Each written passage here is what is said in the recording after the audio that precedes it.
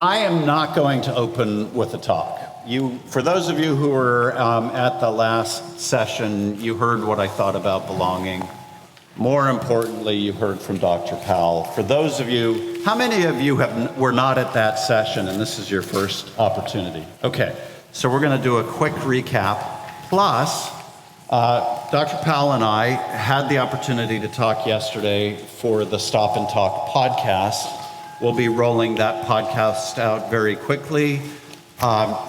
We try and target about half an hour for those podcasts. We talked for an hour. I could easily have done 2.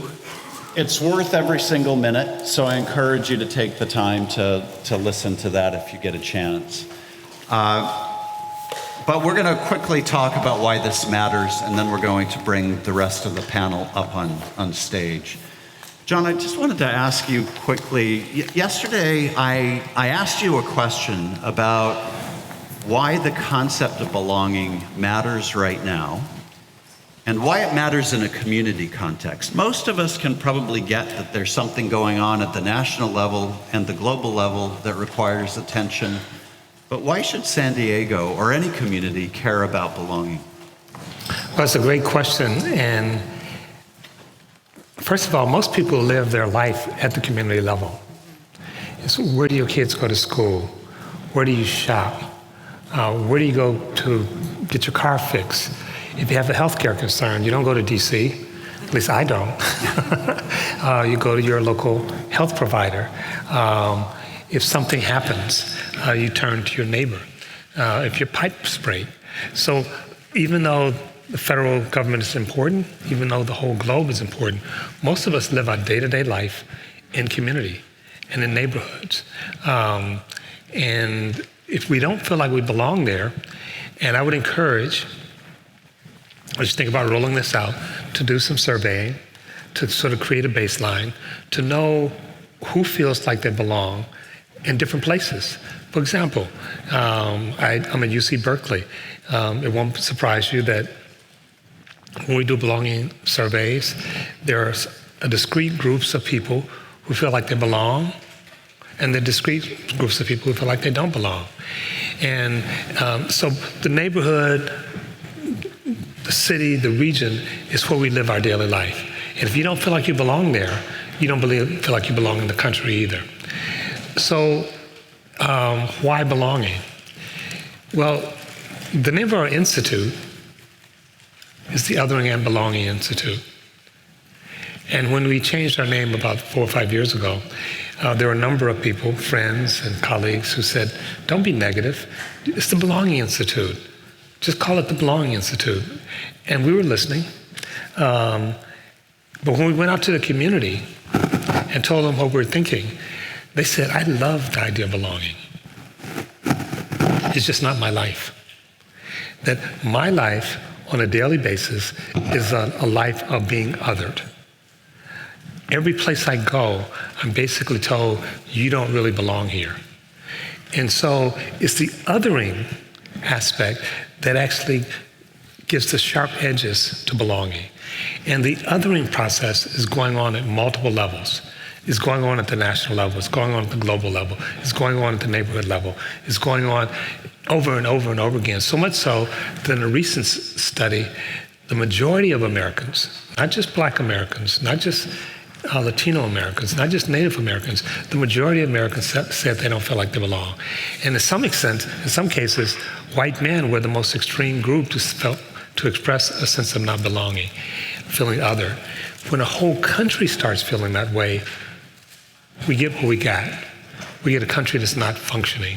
Robert Putnam basically says the thing that greases a society is trust and what he calls general reciprocity.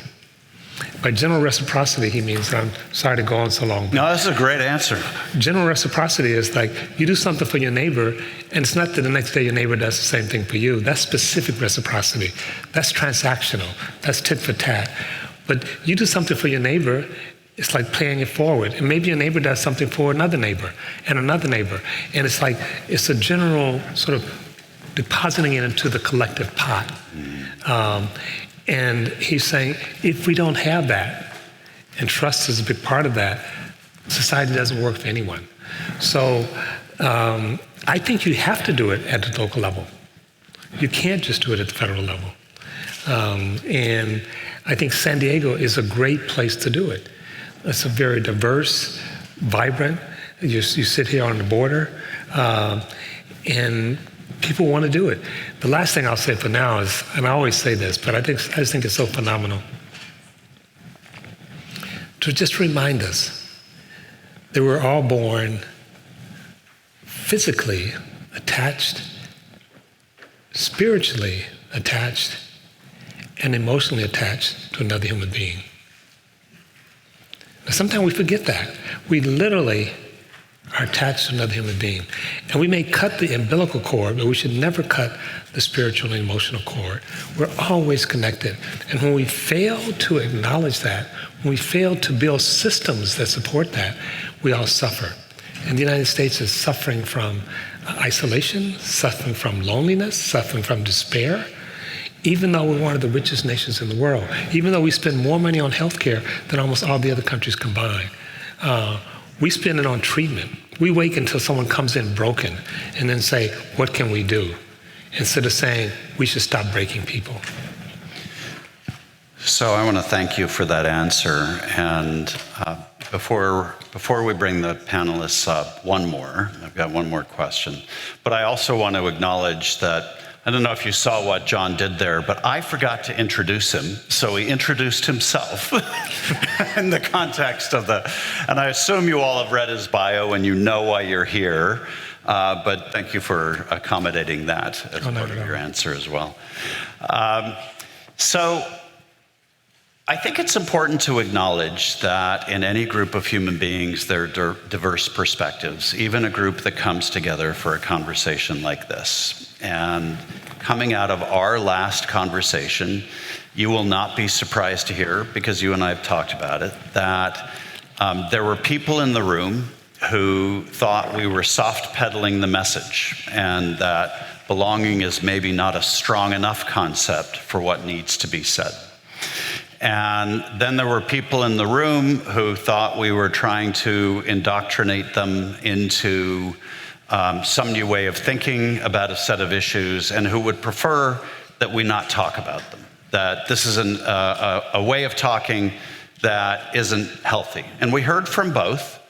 We obviously disagree with both, but we think that it's important to acknowledge the perspectives. You hear this all the time. You mentioned this yesterday. What's important about belonging in the context of these divergent views? Well, what's different about belonging? I mean, we talk about inclusion, we talk about equity, we talk about justice, we talk about fairness. So what does belonging bring to the table that's not already there? And one of the things we say is that we want to be clear. We're talking about belonging without othering. Without othering. So a lot of people will acknowledge, yes, I belong to this group, but we hate that group. And that group doesn't belong here. And so we want to be clear, we're saying belonging without othering. So when the people who say, wait a minute, this is really too soft, the world is hard. It's nice if we can talk about things of caring for each other, but the world is hard. We said, actually, if you really embrace the notion of belonging without othering, it's actually quite radical. It's quite deep. And it's quite fundamental. And if you look at, as the Reverend Dr. King did, the arc of the universe, he said it bends toward justice. But it doesn't bend by itself. We have to participate in that. And so what belonging brings to the table is a co-creation to inclusion. Let me just repeat that. What belonging brings to the table is a co-creation to inclusion. And I use the example, I say sometime, and I actually do it once in a while, I say sometime I'm gonna give a party. And once in a while I do give a party. And I say, if you're ever up in the Bay Area, you're invited to the party. But most of the time, not all the time, It's my party. And you can come, but you're going to hear a lot of Motown. I'm vegetarian, sorry, meat eaters, furniture's a certain way. It's my party, you're a guest. And at the end of the party, we're going to ask you to go someplace other than my house. Right? That's inclusion. And it's nice to be included, but you're still a guest. Belonging is, it's our party. It's our party. We have to negotiate the music and the food and the decor and the list of people invited. And if it goes well, we collectively are responsible for it. Isabel Wilkins, in her book, Cass, she says, okay, we all live in this house. We got here different ways, and some people had a hand in the design. Some people were sort of pulled in the house, kicking and screaming. But we all live here now, and we're all responsible for it collectively. We have to co-create the future we want. And it's not my planet. It's not your planet. Planet really doesn't belong to any one of us per se, but to the extent it does, it belongs to all of us. And so we're saying belonging is really that arc of the universe. That arc has always been about belonging. We just didn't have the words for it. And so at one point, if you go back to the 70s and 80s, people were talking about tolerance. I think about, and that's, given what we were coming up against, that sounded radical. We're going to tolerate Jews. We're going to tolerate black people. Maybe we'll tolerate gay people. Maybe not. But how does that make you feel? You're tolerated. It's like, no thanks.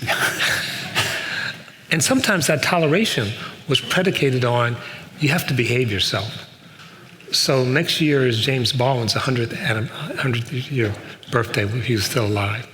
And when he was invited to join this august writing society in the United States, he was very happy. He cared about writing. To him, that was his heart and soul. He cared about the arts, and he was good at it. And people said, okay, James Baldwin, you can join our club. But don't bring up that you're gay. We really don't want to deal with that. And we know, you're from Harlem, New York, and a lot of black people there. We don't want any riffraff coming to our wonderful facility. And James Baldwin left the country. He was brokenhearted because he wanted to belong. But he said the price of the ticket was too high. He wrote a book called The Price of the Ticket. And the price of the ticket can be, you can join, but first you have to mutilate yourself. You have to deny who you are. Now you can join. So belonging says no. You get to bring your whole self.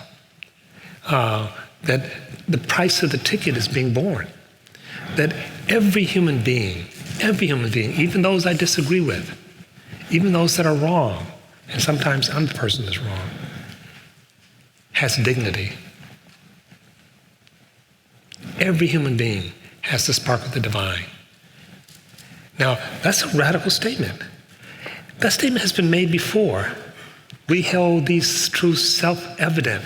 Self-evident. What do you mean by self-evident? You don't have to prove it. This is not evidence-based. We hold these truths to be self-evident that all, people, especially female people, all men are created equal. That's the Declaration of Independence. It's not a long step from there to belonging. We fix it up. Okay, we say not men, all people are created equal. All people are of worth. All people are of value. That's both a radical and a simple statement. Last thing I'll say is that to your question yesterday, if people accept that, how do you reflect it in our structures, in our work, in our art, in our design? And that's the work I think that's being charged with. And for people who say, we don't like that because it's whatever, what's the alternative? Right. All of us are included, but not you. That's what we have. That's what we're in a world struggling with today. Too many leaders, too many people in power are saying, we have a small we, and everyone not in that we don't count. We have to engage with them. I think they're wrong. And I think they're wrong based off fear, based out of concern, in a sense based off a concern that if you belong, I won't belong. And so we have to insist that no, everybody belongs. But in order to really live that, people will need different things. I can walk up the stairs to get into a building. Someone in a wheelchair cannot. So what do we need in our different situatedness to actually exercise our belongingness? So with that as a grounding, our goal today is to figure out what we, San Diego, mean by that and do with that. At Prebys, we think this is one of the enormous opportunities that San Diego has, precisely because of what Dr. Powell pointed out in terms of the attributes of the community, to be a place that figures this out on behalf of the entire country, and certainly for ourselves. So let's hear from some local folks about this. I want to ask our panel to come up, and I'm going to call you up individually if I can. Dr. Svasti Haricharan. Do I see her? Over here. All the way in the back.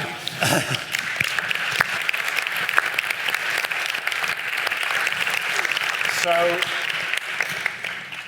Svasti, are you Sanford Burnham Prebys, a researcher at Sanford Burnham Prebys, who we got to know partly just because of her cancer research work, but also because on her own time, she did a deep dive into what happens to science when you don't include people called women, or when you don't include people of color.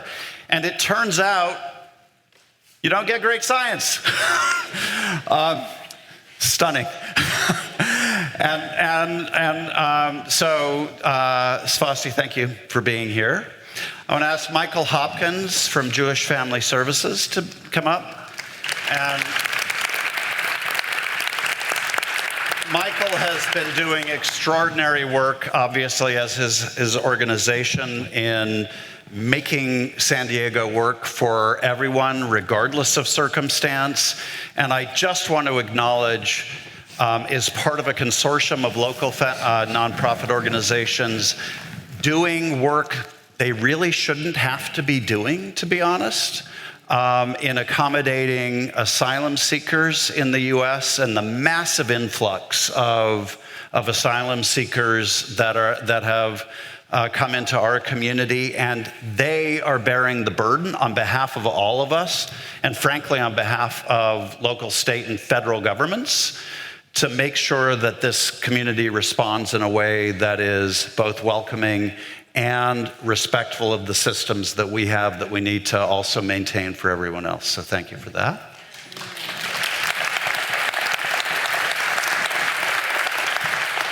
Dr. Felicia Shaw.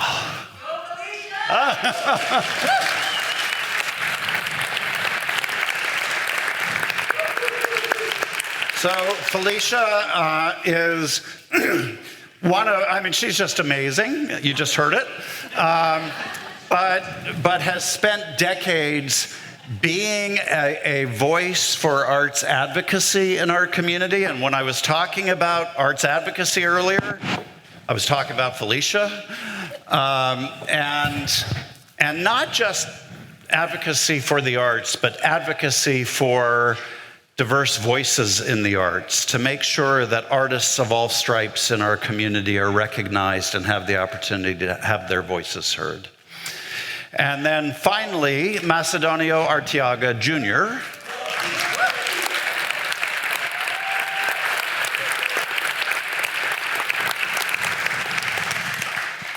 Macedonio curiously adopted me shortly after I came to town, and an extraordinary artist in his own right, also the head of an organization called Izcalli. And he is many people in this community that I have met have been touched by his work to work with young people dealing with trauma, to help educational leaders think differently about how to process trauma, and also in the background of it all, constantly working on issues around cultural perpetuity and how to make sure that culture is allowed to continue to exist, which is a statement not many of us have to make. So, extraordinary panel. And I, if we can, thank you.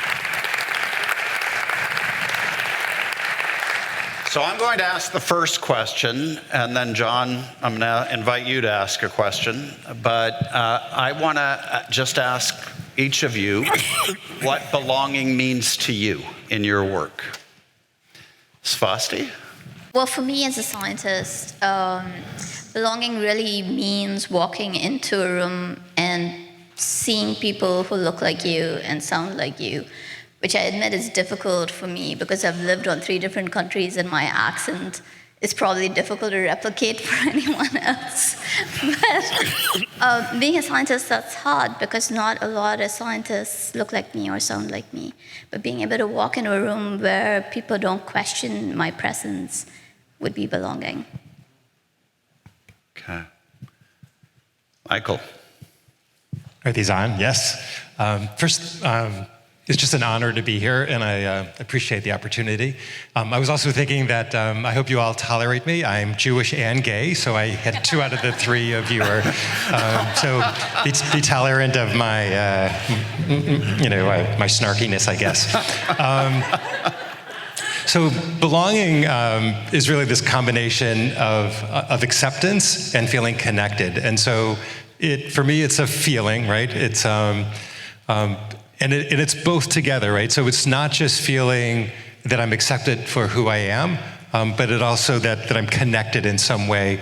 And that connected is, that's a hard part because, it's sometimes we feel connected because we live in the same block, but we don't know our neighbors. And sometimes we feel connected to our government, but we know our government's not working. So the connectedness is really challenging. But for me, it's the intersection of those 2. But at the end of the day, while it's a feeling, it's about actions, right? It is about being intentional. It just doesn't happen by itself. And so, so the work that all of us have is really being intentional around those actions. Yeah, this is on. I was thinking more like a continuum. So you're talking about, diversity. You go into a room and there's people who, look like you, and, there's a little bit of that, a little bit of that, and then, inclusion means that you go into a room and there's people who look like you, and then you feel included because, they have some music that sounds like me in this room, and then, hey, the chair's fit. My feet aren't dangling because I'm short, so I feel included because, yeah, they thought about that, the fact that I'm short, and so. I feel they thought about equity. It wasn't hard for me to get here. But that last part about belonging means that, I have agency because I can move the furniture around if I want to. And I can put some oregano in the pot. I was not invited, I'm no longer a guest. I can actually go to the pot, put some oregano in because it needs it, and I wasn't invited to do that. I have the right. And so the last piece for belonging means I have agency. I have the right to put some oregano in the pot because it needs it, and no one's going to stop me. So belonging means that I am a constituent, and I'm a stakeholder now. I can vote, and I have a right to be here. And I think that's where we are now in this country, that people need to feel that they are not just a guest anymore, but they have a right to be in the room. I hope that that's where we are in the continuum past just being a guest, but we have agency.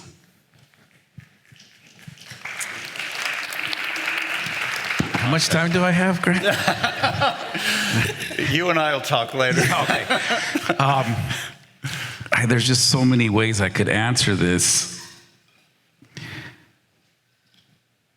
I think the thing that really stuck out, besides me telling an elaborate story, is, first of all, I want to say that being invited here makes me feel like I belong already, right? It's like this little brown guy was invited to be here with all these folks, you know, and it's already something. I'm already being told, like, hey, Masa, you belong. We value enough that we're going to invite you to talk to a bunch of people. We're not sure what you're going to say, or we might be scared of what you're going to say, but we value you, right? That's already huge. So when you asked me that question, I was like, me just sitting here, I feel a sense of belonging. Because for a lot of us, a lot of my life was I didn't belong. I didn't belong in the educational system. I didn't belong driving my car, you know, after the sun went down. I just never belonged. So to be in this point in history, in this moment, I feel like, damn, I've made it. You know, like I've made it to where people see me now at a different level. So I'll end with this, though. It just made me also think is acknowledging the Kumeyaay people of this land, that I'm very blessed to spend a lot of time on the reservation. And when we have our ceremonies, we light a fire. And everybody there, the women, the children, even your pets, you know, everybody gets a little bit of tobacco and they offer it to that fire, right? Not to pray to the fire or whatever they've said about our traditional ways. It's just to acknowledge that grandfather fire, acknowledge that that fire is the same fire that was lit 10,000 years ago on this continent, that was lit 15,000 years ago on another continent. It's the same fire. And you know what? The children are acknowledging it, and vice versa. Everybody that's there for that ceremony is acknowledging it.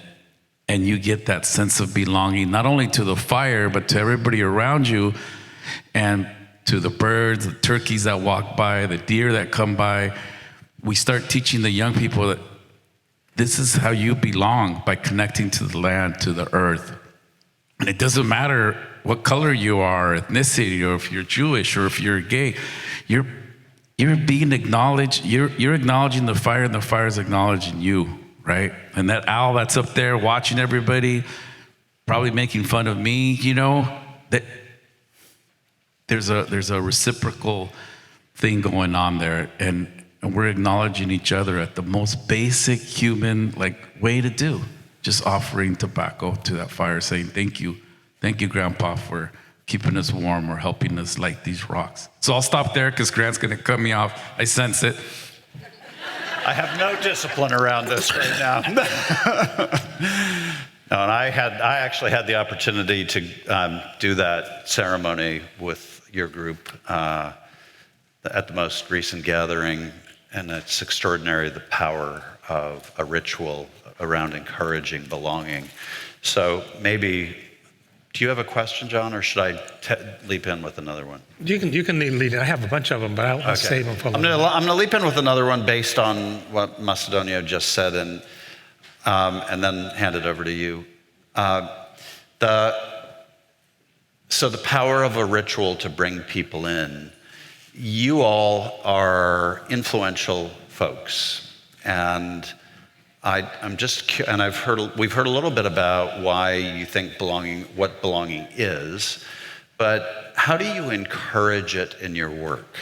And how do you explain to others who maybe don't want to talk about it why it matters? Or do you? Who wants to take that one first? Well, I'll take a crack at it, because when you talk about encouraging, sometimes it's not you have a stick, or, you know, sometimes it's about legislating it. It's about a hard stick. It's, you know, advocacy is about getting people who have laws to change them. And, you know, we tell stories. We begin with, you know, let me tell you a story about why this matters. which is why I like the way you began with, talking about how it feels when people don't belong. How does it feel when people are left out? And you began with that. And if people don't get it with the story, then you talk about, well, let me show you some data, and if people don't get the data, then you go from there. And that's why advocacy, it works with the storyline, and then you go with, well, let me tell you about why this matters to people who are left out, and then we go from there to there to there, and then to the voting. Advocacy is a wonderful way to convince people to change what they're doing. We always want people to understand the basics of why their actions hurt other people, right? Mm-hmm. When you leave people out of systems, it hurts them. It hurts their bellies. It hurts where they sleep.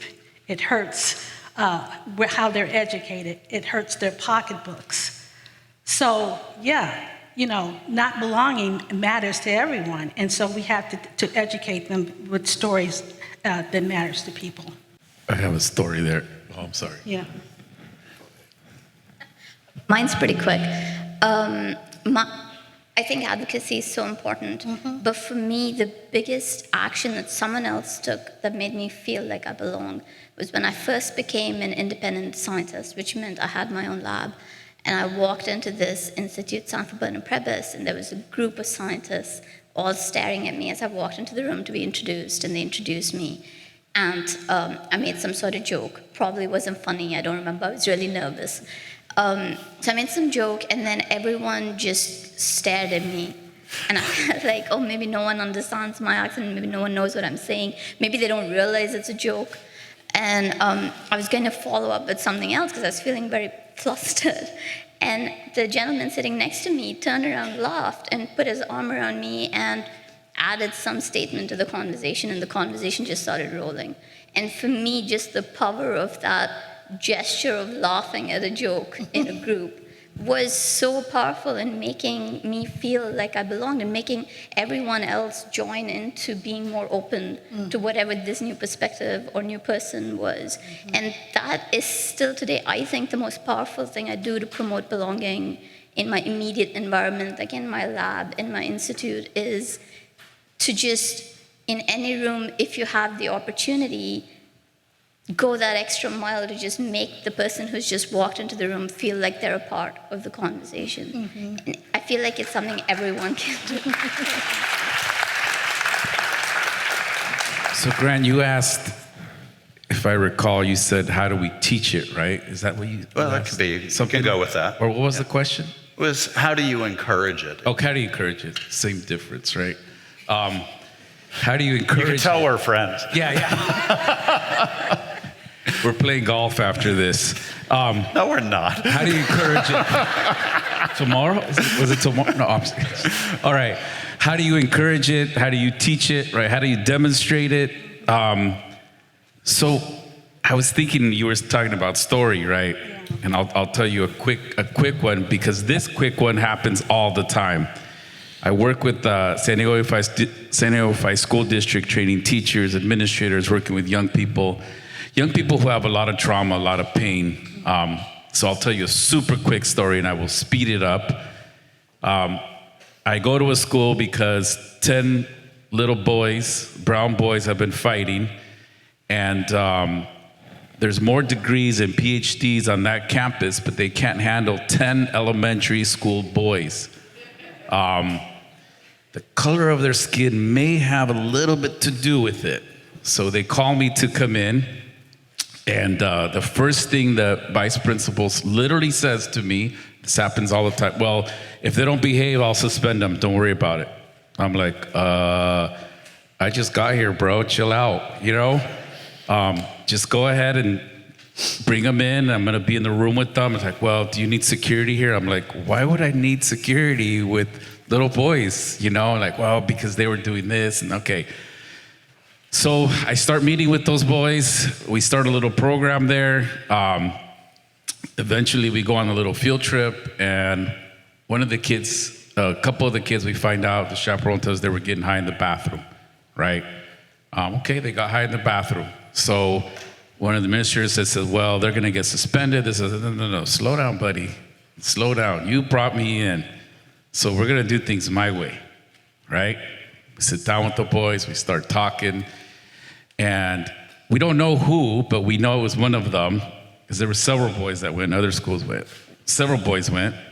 And I sit down with my group at school and I say, okay, somebody got high. The school wants to suspend you. So let's talk about it, right? Nobody wants to talk. Okay, well, let's talk about why kids get high. And they start telling me why kids get high, why young people get high. They're smart enough to know why they do it. I said, all right, so the school wants to suspend you. So that's not going to happen. That's not going to happen. We're going to sit here, and one of you is going to come clean and tell us why. We already know why young people get high. We start talking. Finally, two of them break down. They start telling me they was dumb. I said, okay, I'm not going to report you to the school because the school wants to suspend you. And they're like, and I say, what would happen if you got suspended for this? And they say, that's effed up. That's effed up. And I said, why is it effed up? You're the one getting high, fool, you know? Because it's effed up. And I said, well, you know what? I agree with you. I agree with you. And this is why. Because I am you. I am a reflection of you. And if you get suspended, what are you going to be doing in the street? And they'll tell me, I'm going to kick it with the homies, fool. I'm going to be doing this, fool. Yeah, I know you are. But you know what? You're going to be here with me because you're going to have a loving and caring adult with you on campus that sees you. You may not know me very well, but I already love you, dude. I love you because you look like me, you sound like me, you have the same background as me, and you're stuck with me. And we're going to kick it. I'm not going to suspend you because if you get suspended, I'm hurting myself, right? It's going to hurt me to see you not here with me. And you know what happens after that conversation? I have them now, right here. I have them. And they belong to something because they've never belonged. And it's almost really that simple, but it's also almost that difficult because we adults get in the way of seeing a child because of our own issues, our own trauma, our own pain, our own rage, our own perceived power. We get in the way of seeing them and having them feel like they belong. And I'll stop there. But you said story, so you inspired me to say a story. I got you started. Yeah, it's your fault. No, it is. It is your fault. It is. Okay. Alrighty, a simple question. How do you encourage it at work?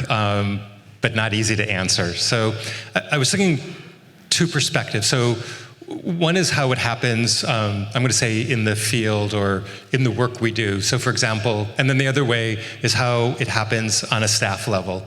And they're related, right? So it's sort of like customer service. You can't treat your employees terribly and then expect them to have amazing customer service. And so the relationship between how we work with our employees, how they're seen, how they're heard, and then how they deliver that service is mirrored. And so I can think of two examples. One is in our safe parking lot. In the very beginning, we operate 6 safe parking lots for people who are unhoused, who are living in their car. And I remember in one of the lots, we had 60 spots that were dedicated for folks that were living in their cars, but there were probably 100 on the property. And we told everyone they needed to be in those 60 spots. And then we realized that we were creating a neighborhood, really no different than the neighborhoods that we live in. And some people like the corner house, and some people like to be in the middle of the block, and some people actually don't even want to be on the block, they want to be off to the side. And what we realized was the saying that everyone needed to park in one area because we thought it was better to supervise was really not in line with, it was not paying attention to the needs of the folks who were in their cars. And so today at Jewish Family Service, you can park wherever you want to park. We don't tell people, we can find them, we know where they are. But it was sort of like paying attention to the fact that people have different needs and having them feel like this is their home, this is their community, even though it's a parking lot, is understanding kind of where the folks are at The other example that I have is in our shelter, in our migrant shelter. Some of the Prebys team came and visited the other day, and it was just fascinating to watch our team talk about the guest. Never was the word client used. They were guests. There was an understanding that they spoke dozens of languages, and how we communicated with them in the dozens of languages, just kind of really paying attention to the trauma, the journey that they have had traveling thousands of miles to get here. And then they're with us for a really short period of time, but that understanding of who they are and seeing them and hearing them for as human beings. On a staff level, earlier I spoke about how it takes intentionality. It means one of the best things about having a large staff and post-COVID, sort of post-COVID, I can't say that anymore, right, because COVID's still running around, is Zoom, right? So, team meetings used to be occasional. Team meetings can now happen on a regular basis, and it's wonderful. Like, everyone's box is the same size. And, and people can raise their hand. And it's sort of like the structure of having town halls, listening sessions, ways of engaging staff, having people actually be of equal size and not on the top row or not on the bottom row, creates those opportunities for staff to be heard. But it takes, it's a variety of things on a daily basis. For us, it starts with a Diversity and Belonging Council, made up of staff from the agency.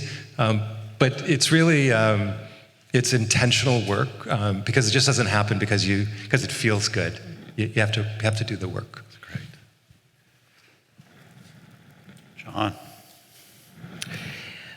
So let me just reflect back a couple of things which I'm hearing. In a sense, you talked about being welcomed in. Someone put their arms around you, and they're saying, you belong. Which is interesting, right? Because it's an interaction. It's saying someone has the power to say, you belong, to make you feel welcome. And by extension, someone has the power to make you feel that you don't belong. What are you doing here? And it makes me think of what you were saying about agency. That someone is us. How do we make people feel like they belong? How do we say to the students, you're not going anywhere, I got you? I think this is a really important question for a lot of reasons, if I got it right. There's a South African Zulu word called sabawano, and it means, loosely, I see you. It's also been translated, and it's not an exact translation, that the God in me sees the God in you. And the response is, I am here. And I think too often, we're not seen. We're viewed, we're watched, but we're not seen. And to be seen, to be really seen, for someone to really get you, is really important in terms of belonging. But I want to just throw it back to you. And again, Felicia, you said it's not just what we do on an interpersonal level, it's also what we do in terms of policies. How do we arrange the parking lot? How do we make sure that everyone, and this is actually tricky, everyone belongs, not just my group. And I'll end by sharing a quick story. I was talking to a friend recently, and he had just come back from a death cafe. And I'll say it again, a death cafe. What do you do at a death cafe? You talk about dying. And he said, people was across the ideological spectrum, but it was so powerful. And I raised that because I think belonging goes beyond, in a sense, be important, but goes beyond people looking like me. Goes beyond people sounding like me. And sometimes people ask me, it's like, well, how do you bridge with those people who are so different than you?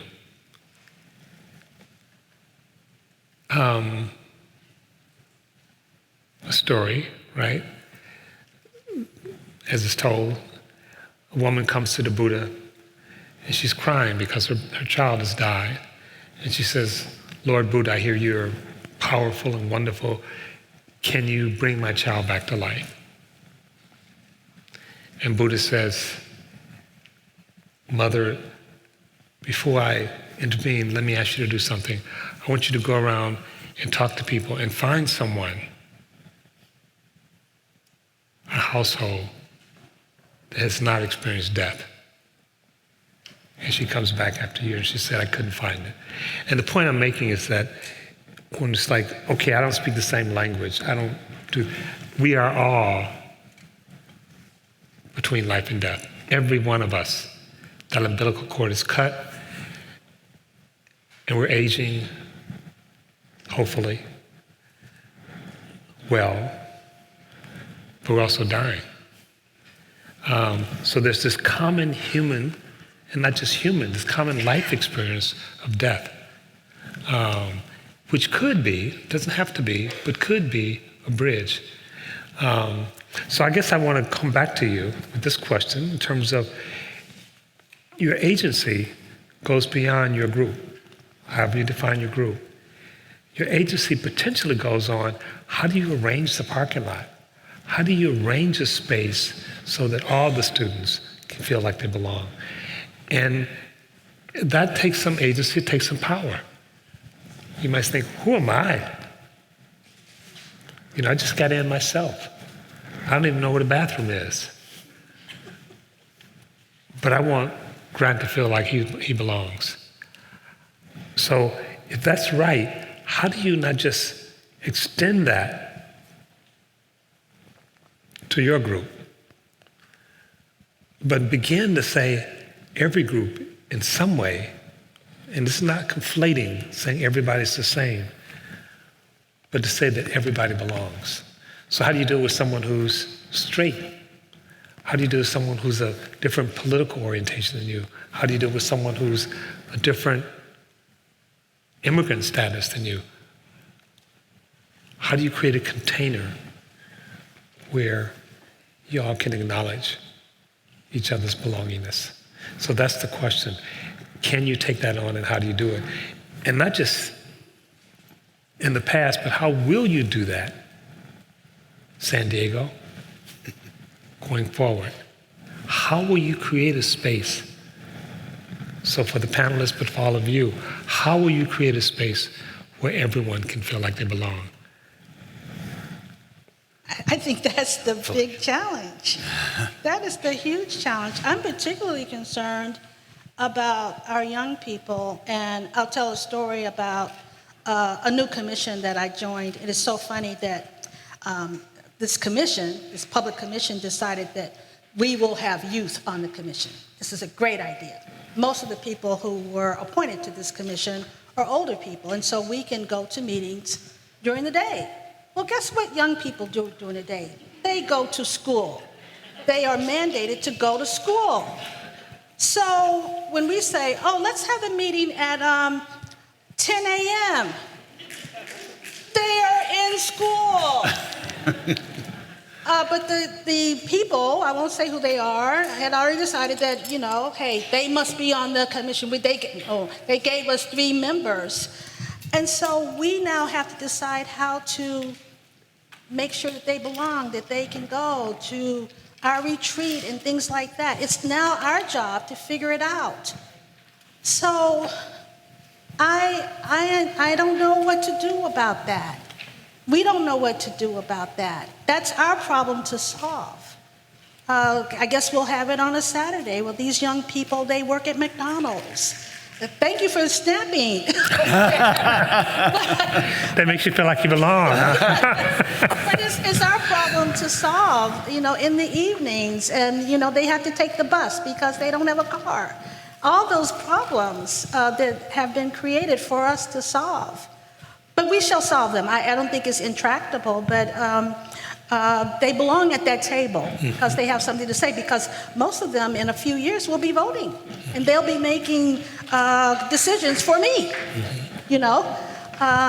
It's exciting. It's exciting where we are today.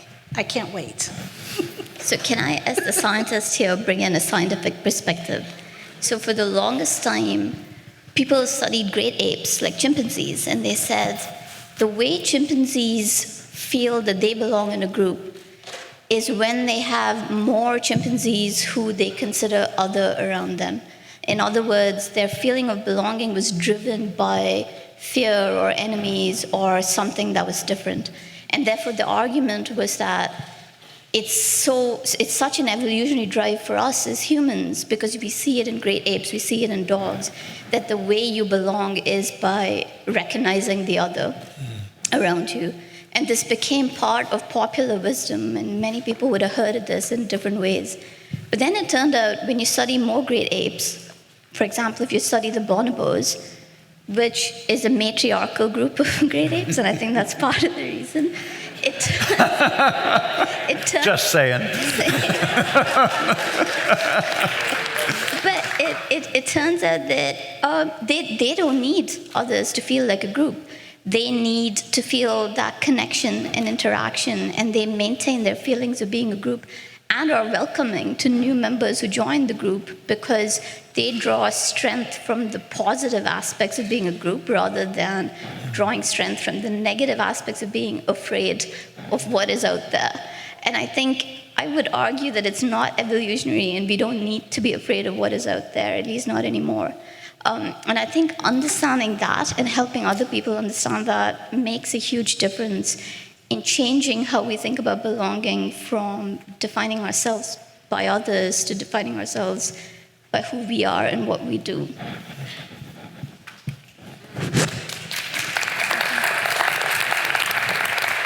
John, if we had the answer to your question, there would be no panel, right? Right. We would, and you would have written the book, and we would be moving on. So I don't think that any one of us has the silver bullet. Two things that I was thinking of that actually occurred last night. So after work, I went to yoga, and the teacher reminded us to pretend that we were taking the class with baby eyes. The sense of that we don't really know what's ahead of us. We don't, in your metaphor of being born. And so I was thinking about the notion of baby eyes, and that seeing things for the first time, and not seeing things where, oh, I know what she thinks, I know what he does, I know what he, from that tie I can read that guy, and like that sense of I really don't know, and the curiosity. And then the second thing that happened last night was on my really short walk from the yoga studio to my house, I passed 5 guys that were living on the street. And I have to read, first I go like, oh my gosh, there's, on a normal night there would be 1, there's 5 now. I have to remember they live in the neighborhood too, even though they live in the neighborhood, and they're humans. And I know enough for me. I'm not going to take out money, but I can say hello. I can recognize them. I can see their humanity. I can acknowledge them. And so it's interesting, right? So that the notion of belonging, right, is an hourly, daily. It's a practice, so to speak. It's not just we do it at work at 2:00 on Tuesdays, right? It's a practice, like most things, like gratitude. So I think it's something that, and the more we talk about it, the more likely, we're reinforcing that practice. Yeah, I was thinking of, wow, so many things. At first, I'm sitting next to this woman who actually gave my first opportunity as an artist and made me feel like I finally belonged as an artist. This lady, I can't thank her more. So I wanted to thank her in front of everybody, because that's what we do. That's the way we honor people that have made a big impact in our lives. We were talking about, well, how do we start to change this or create a space for belonging? We have to think of the largest institution in America that has been used to colonize a lot of people, which is the educational system, right? It's still used as a tool for colonization. Is that system really created to create a sense of belonging for the young people in this country? Is it genuinely created for that? We all know the answer, right? We can create this sense of belonging at every school, because that's where it starts. All of you, well, most of you, some of you maybe weren't raised in the educational system here. We all started there, right? Kindergarten, first grade, second grade. That's the beginning. That is the beginning of either colonization, continued colonization, or creating that sense of belonging. That is the beginning of it. Now, if that's the beginning of it, and it's really the root of it, then we have to really genuinely say, you know what, we're gonna change this whole system radically. We have the money, we're the most powerful nation in the world. We send billions of dollars everywhere outside of this country all the time, and I'm in favor of supporting other nations and other human beings. But imagine if we genuinely one day stopped and said, you know what, we need to reform education, because this is where it starts right here. This is where it starts right here, and create this sense of belonging at a really young age. We have the power to do it. They could hire me, you know, I'll oversee the whole, I'm joking. I'm ready to retire soon, so I do. So I think it starts there. It starts there, and is it doable? It is doable. It is doable. I believe it in my heart. We can do it as human beings. I'm convinced we can. It's just a matter of where we're putting our resources. I probably didn't even answer the question, but I thought I'd say that anyway. It was a good answer to a question. So, did you want to follow up? Well, first of all, thank you. And I mean, part of what this shows, I think, is that there's no orthodoxy. There's no single answer. There's a continuum. It's a practice. And we can practice it in small ways and in large ways.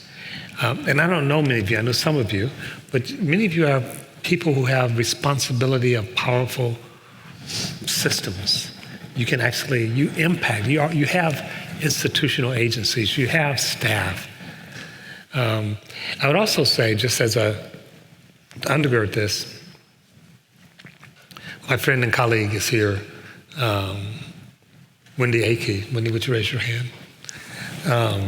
So Wendy's been coming to San Diego frequently in the last several years, working with the county, working with different institutions to actually ground belonging. You're already doing belonging work here in San Diego, probably in more ways than you know. And it doesn't mean you should therefore ignore the people who are unhoused as you walk home. But how do you take your resources and organize those resources, those policies, those institutions that affect our lives every day? So I think it's both and it's hard. It's never, and I said to Grant yesterday, where we have othering, that defines spaces for our work. Where we're not extending, feeling, belonging, it tells us that's a growth edge. Felicia talked about her minister teaching about belonging. It's core to every major religion. That's what I said. It's not a new concept. It's been there forever. It's just taking root. Canada has tagged itself as a belonging nation and has dozens of policies that flow from that. And as cold as it is in Canada, they live longer than we do. In part because they take care of each other. So anyway, that's just a challenge, and that Grant sort of started off with, what can San Diego do? Why San Diego? One of the things, and this is a challenge to Grant as well as the foundation, you have a foundation. I heard that. Yes.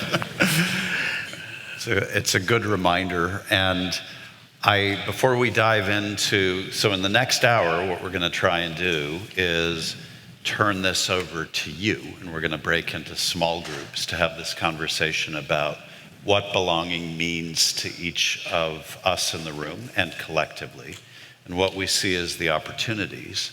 But before we do that, I want to quickly go down the row and ask our panelists to reflect on what it is that you think is the big opportunity in San Diego around belonging. So if there's something in your wheelhouse that you think, if San Diego were a belonging community, no matter how great you feel about it right now, if San Diego were to embrace belonging in an even more vigorous way, or at all, depending on where you are in the spectrum of understanding that, what is the big opportunity for San Diego that you think could be changed? Where would that change begin to manifest? Svasti. I have the really obvious answer, right? You know what I'm going to say is I'm going to say research. So I don't think we invest enough money in research as a country. I think it's not a priority in many ways to many groups. But I think the huge opportunity in research in San Diego is that we have a beautiful research mesa. We have many different institutes, private institutes, state institutes, research intensive, teaching intensive, and we're all very, very close to each other. So it's a built-in collaborative community. And yet it's a very homogeneous community that's very narrow in the people that it draws from. And there are so many gaps to bridge. As you were saying before, even I think it does start very early with the students. It starts early in high school. It starts early in university. Are there paths for people who come from different communities to make it to a place where they can run their own research, they can ask their own scientific questions, they can change the questions that the academic community thinks are important to ask. And it's such a great opportunity to change so much about the world that we are uniquely, I think, equipped to do, because we already have these great educational institutions and academic institutions.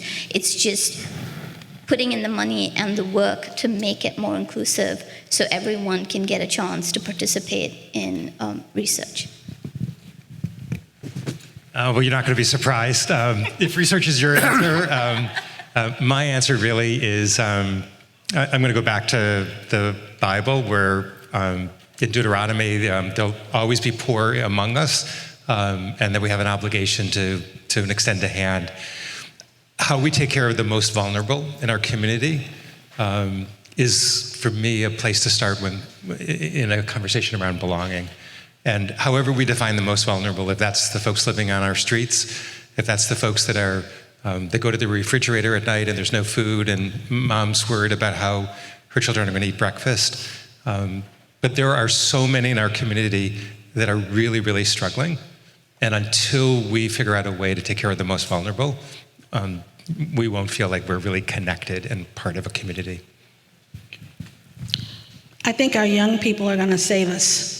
And I think you're already making some considerable headway with your investment in our youth development area. So a combination between our young people and our artists.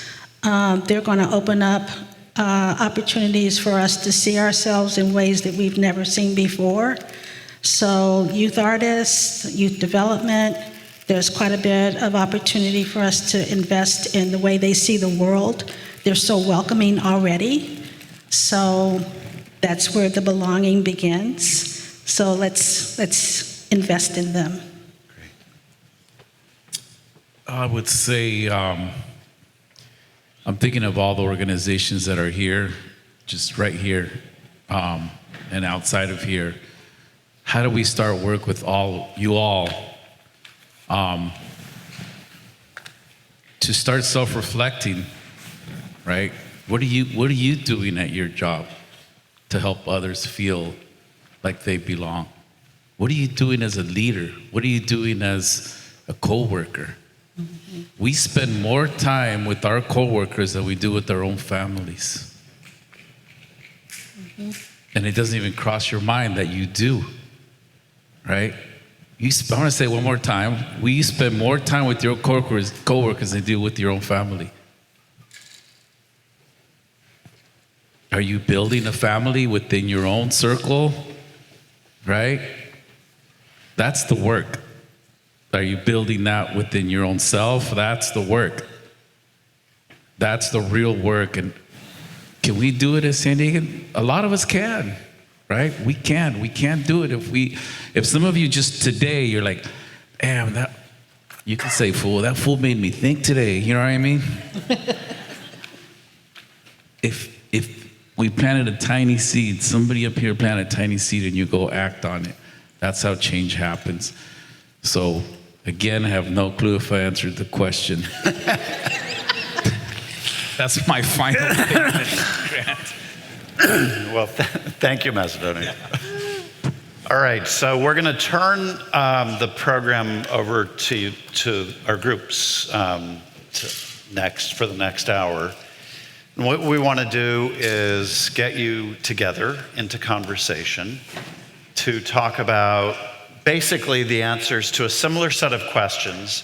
And these are up on the screen, so you don't need to write these down. They'll be available for you as your groups are meeting. But obviously, we want you to take the time to introduce yourselves to each other and be real about that. Talk about how, as a group, you would define belonging and what you think it looks like for our community, what you're seeing from the community and leading institutions and organizations around it, around the sort of things that you've just heard about, and how we should be thinking about what we're willing to commit to as a community, and what the big opportunity really is for San Diego to be a leader in this space. And then we'll come back and talk about that after the groups have had a chance to digest to have this conversation and to think about what it is that you want to feed back to the rest of the group. In the spirit of keeping this lively, we're not going to go around and do the dreadful reporting out thing. But we are going to ask for people to volunteer from each group just to share any major observations that came up or questions that came up in your group. The questions we're going to try and have the panel or Dr. Powell respond to, or me if it's appropriate for me, but we will sort that out. And the observations we'll react to, I guess, as we go along. So, if I can ask for a volunteer. Now remember, in leadership, this is part of it. So stepping up. Actually, the leadership surveys say that the most important position is the second person who follows the first. So now everybody Well, wants that's to be something second. to keep in mind, right? Yes, I see a hand over there. And if you can wait 1 second, we'll get a microphone to you. There were several things that came out of our community, but one of the nicest things was to be able to get the knowledge of more people and more organizations that are in the community to support us. So there was a lot of energy with that. In addition, we talked about having that knowledge and having more knowledge of what everyone else does in the community so we can leverage it and bring our groups together in order that we're having a more powerful impact. And I particularly liked one of our members, Jay from the Dr. Seuss Foundation, who was so optimistic. So I'm going to recommend him if you're having a down day, talk to him. I love it. And then finally, our frustration lied in the fact that there are so many of us that are doing the same thing. And we have found the frustrating part is that we have found ourselves in competition often.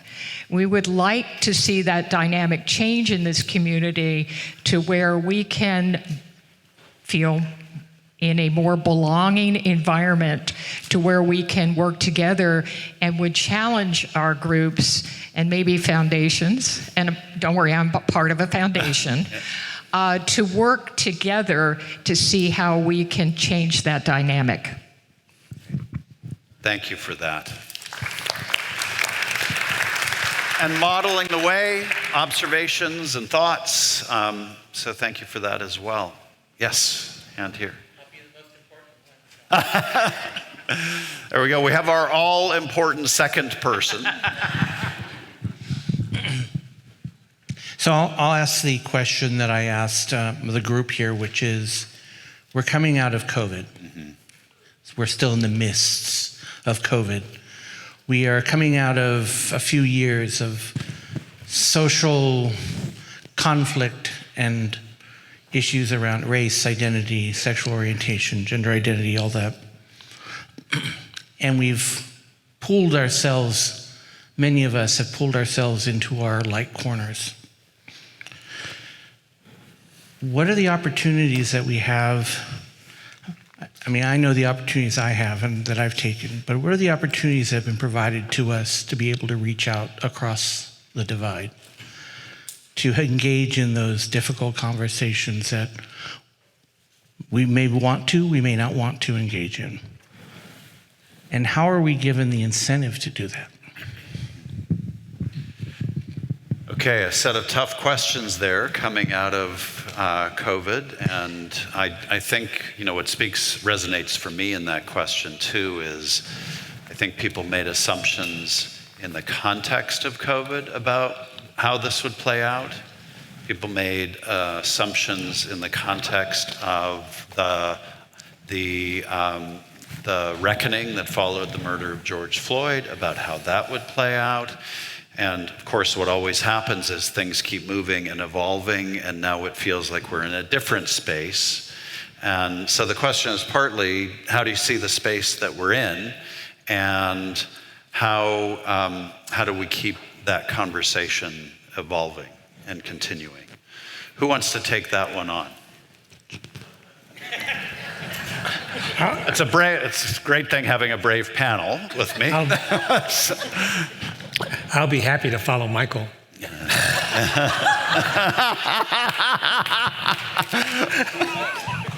Okay. Macedonio then? Yeah. I'll make something up real quick.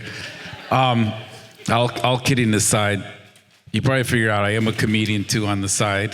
But you made me think of an incident that happened, and I won't say the place or the people, but it makes me think exactly of what you're asking, and how do we challenge ourselves, right? It was an individual working somewhere, and they put on a show for, I just blanked out. The bottom line is the show was being attacked by, right-wing individuals, and, they sent some threatening things to the space. It was a drag show. Oh, right. It was a drag show. And I happened to know the organizer because she was my daughter. So it got pretty crunchy. And of course, as a human, as a man, your first reaction is not the best reaction, right? It's a little crunchy reaction. But after slowing down and thinking, this is a challenge to all of us, right? It's easy for us to always point the finger. Oh, they're this, they're that, right? And I've heard you say that. So actually, Grant and I had this conversation. I said, Grant, I would love to sit down with those people. They were Proud Boys, and there was some right-wing coalition. They were there protesting, right, and sending some pretty hardcore things. That was my daughter they were saying that to. But I had to go to a whole nother level of consciousness and awareness and loving and understanding, saying, wait, you and I had that conversation. I said, hey, Grant, wouldn't it be so awesome if we were able to sit down with them and hear, genuinely hear their perspective? What is the fear? What is the root of the fear of a drag show, right? What's the root of it? And could we be in a space as human beings where some of those performers could be sitting there with listening to them and vice versa, and realizing that there's just a lot of fear, and fear really has no place in our mind, our body, and our spirit. And we can resolve a lot of the fear that's going on about a drag queen show. Like, really? This is what you're gonna attack other human beings for? So imagine if everybody in this room had the courage to put aside, I mean, this is my daughter they were attacking. And I was like, okay, I gotta step back. I gotta step back, because yeah, I could roll up with a bunch of homies and just, but no, that's not who I am. So we have to put it on ourselves first. Are we ready to put aside some of the frustrations we have with the other people, which aren't the other people, they're just people who have learned differently? So that's where the challenge begins. And I would love it one day Prebys sponsors a forum like that where we have people and we have these crunchy conversations about what's happening between all of us, right? Why can't I love somebody just because of their gender, sexuality, or weedy? But I'm just saying that all of it's gonna come down to us as individuals, and then that spills over. I'll end with this. Imagine, so now the leader of these groups actually get to hear from a whole different perspective. And they're like, oh, that's what a drag queen show is. It's not what I thought it was, because I thought it was this and this and this, right? And they can walk out of there. Or maybe if they still walk out with the same thing, it doesn't matter. We made the effort as human beings to actually just listen to each other for a little bit. So the challenge is on us. And I'm pretty sure I answered the question that time. John, did you want to comment? So, yes, just to add a couple of things. So part of what you described is what we call bridging. And bridging can be taught. We're doing it around the country. We're doing it outside the country. We're continuing to learn. You can imagine having structures for bridging public forums, schools, libraries. We're doing it at UC Berkeley. There's another version of that a friend of mine runs called Living Room Conversation. But part of it is just to create a container and lightly facilitate it to help people really see each other's humanity. And the research on this is quite powerful. I won't torture you with all the numbers except to say some research showed that when you bridge and listen, it's 100 times more effective than persuasion. 100 times more effective. And I've actually participated in a lot of these. I mean, I tell the story sometimes that I was invited to come and try to help with the Affordable Care Act, I think it was in rural Arkansas, to about 200 or 300 people, all Trump supporters, all white. And I opened it up by telling a lie. I said, good to be here. But what happened, and I won't go through all the details, but what happened was that instead of my talking about what was happening in Detroit or San Francisco, I asked them what was happening in their lives. What was the pain that they were going through? And within a very short period of time, they were all sharing stuff. They wanted me to come back. And part of it was they felt they had been seen by me.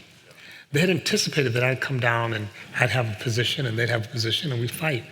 And instead I asked them, tell me about what's happening in your family. Has any of your kids been denied insurance because of a pre-existing condition? And they cared about their kids just like care about your kids. So there's things that could be done. And if they're done well and done right, they could be quite powerful. But that's called bridging. Svasti. I just kind of, one of the things I really struggle with, and maybe many people in this room have struggled with as well, is that sometimes when you're in a room with many strong and polarizing opinions and people, there can also be a tendency to make light of issues that are serious. So I think one of the most powerful weapons by which you maintain injustice is by making it seem funny or by making the victim seem just the butt of a joke, something that is not something serious.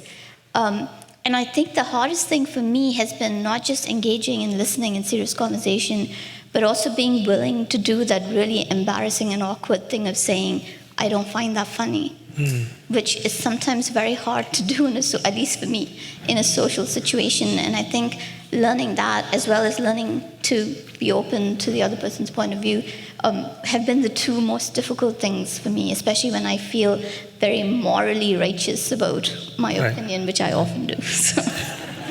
Svasti, before I ask you that, I'm supposed to tell you that we're, if you want to weigh in via text instead of by raising your hand, you can do that at crowd.live, M8ERH. Yeah, it's go to the website and enter that code. Okay, go to the website, enter that code, and you'll be able to share your comment with us. And a lot of great comments going up, so thank you to everyone who's doing that. But Svasti, on the podcast, the first one, I asked you this question, and it was a genuine question, and it came from this gentleman's question, in the same spirit. It was, you were talking about bridging without using that term. And I asked honestly, are we still able to have those conversations in this country? And your answer was, I do it every day. So can you just say a little bit more about what you said then? Yeah, so it actually started with me realizing that my husband is different from me. He's a white man. And I would get really upset about things I faced at work, and I'd come home and I'd rant about it. And some of the times he'd agree with me, and some of the times he'd disagree with me. And I had to square the fact that I think he's a good man and I love him with his opinions. And which no wife ever has ever felt. And I think that is a real reminder to us that someone's opinion doesn't make them a good person or a bad person, right? It's just their life story and their perspective and how they've arrived at that conclusion. And I think the great thing about the US, and one of the reasons I moved here, I'm from India, is that it's similar to India in that we're very good at talking. We talk a lot. Everyone talks all the time. We're open to talking. And that does mean that we often, wash our dirty linen in public. And that means that a lot of people could be like, oh, this place is so polarizing. These people are so intolerant. But I actually think it's the opposite. I think it's just a lot of voices all trying to be heard. And that has to be a good thing. It's just, are we willing to also listen while we talk? And I think that's hard. Another question or observation from the group, please. Yes, in the back. How do you see, my name's Javier, and how do you see opportunities? How's it going, Grant? How do you see opportunities for young people to participate? Because again, everybody here is of a certain age and up, and with two teenagers at home, and anytime I talk about things and my understanding of what would be belonging, it's always, that's not how it is. That's not how it works today with our generation. And so I'm really, with all of us talking here, I'm thinking about what are those platforms, what are the forums, and maybe even just thinking about for Conrad Prebys, creating those opportunities for youth to participate and be heard. Because I think one of the things today is I think a lot of young people just don't feel heard. Well, and I will answer for Prebys that we will take that as a challenge and we'll take that up. But let me turn to the panel and see what thoughts you have in terms of elevating youth voices. I think the arts are really sneaky at that.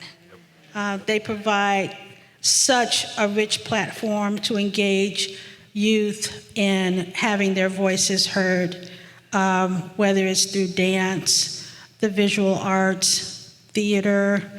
They every day in every way you find young people being able to see themselves and demonstrate who they are in creative ways, ways that practically save their lives. I was the kid who was never picked on any volleyball team, never picked, but I was able to find my way onto a dance floor. And I think that kids today are often, the ones who are in the house on video games would love to be able to get on the team, find their ways into many of our nonprofit organizations that are so good at activating their lives, and they find themselves belonging in ways that they never can belong inside the house, playing video games. And there's nothing wrong with playing video games and being a part of that community as well. But here in San Diego, we are so blessed with organizations that really know how to do it so well, and they do it in ways that, like I said, are so sneaky. They invite you in at affordable prices, and now they are embedding themselves in neighborhoods where it is walkable, right in your own community. You come out of your house or out of your school, and they're right there waiting for you and saying, hey, you want to try this? The artist is right there with a blank wall in the neighborhood. They have to walk by it. Hey, you want to try this? With the paintbrush. And the kid gets to try it, and they find maybe they're not very good at it. It's not about being good at it. It's not about going to Juilliard or, to some fancy museum school. It's about the process of trying something and being a part of something. And next thing you know, they feel seen and they feel valued. So the arts can save a kid's life, and I know you found that to be true with the kids that you work with every day. I'm very enthusiastic about what we'll be seeing over the coming months and years with the investment Conrad Prebys is going to be making through our CYD organizations. I can't say enough about what we're already seeing that's happening in our community. Anyone else? Part of the value and goal with a conversation like you all just had is the conversation itself, because even when we know something and believe in something and think we've got it, just sitting down with a small group of other people and being in relationship for a little period of time and engaging in dialogue about that brings up new things and new ideas. And I'm curious if anybody in the room had that reaction where something came up that was particularly important for you or surprised you that you would like to share with the rest of the room. And I know I'm putting you on the spot, but it would really help me out in terms of continuing the program. if you would share. Yes, I see a hand up here. There is a microphone coming to you.